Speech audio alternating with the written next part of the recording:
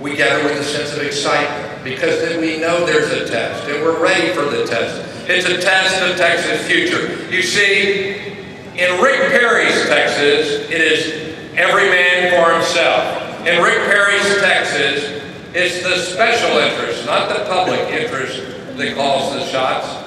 Now, you can criticize Rick Perry for not having leadership by example, but when it comes to promoting self-interest, it's fair to say that Rick Perry does lead by example on that.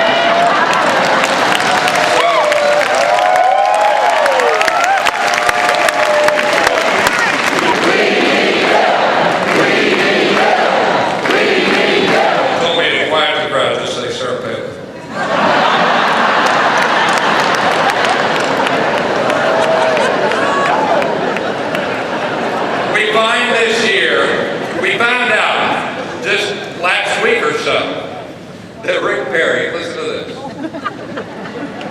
he takes a full salary as governor, but he only schedules 7 hours of state business every single week. Now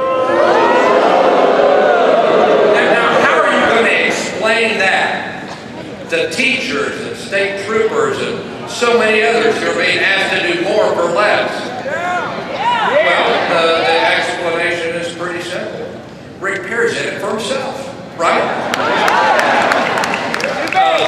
We also learned that Rick Perry charges taxpayers $10,000 a month for a big mansion to live in. It's a rented mansion, far bigger than any mansion or housing that any Texas governor's ever had. And we also find that he charges taxpayers for chefs and a subscription to Food and Wine magazine. Is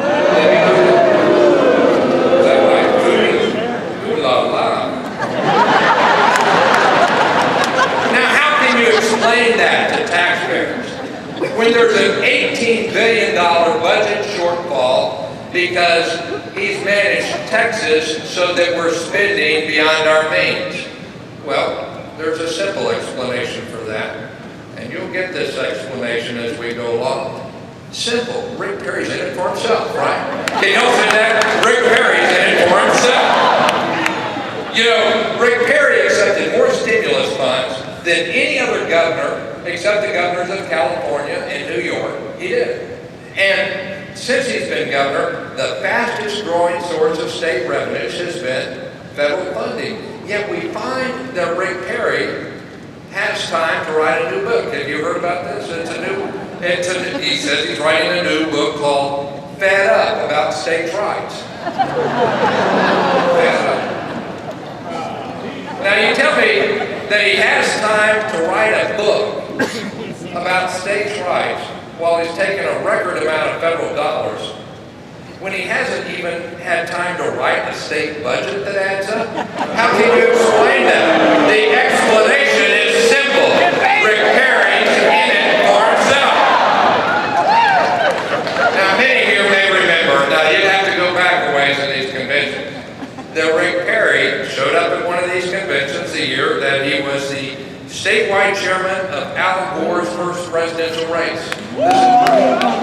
And then immediately after that, he switched parties because he saw there was an opening and he wanted to move up. And now we see that with Ms. Palin's quitting the governorship and cashing in, there's room at the top for the leader of the national right wing. And he's auditioning for that role now. With a state in a budget crisis, with a percentage of adults that we have that have a high school diploma, the second from the bottom only, with Mississippi behind us, and he's been in Asia for the last 10, 11 days. How do you explain that? Simple. Rick Perry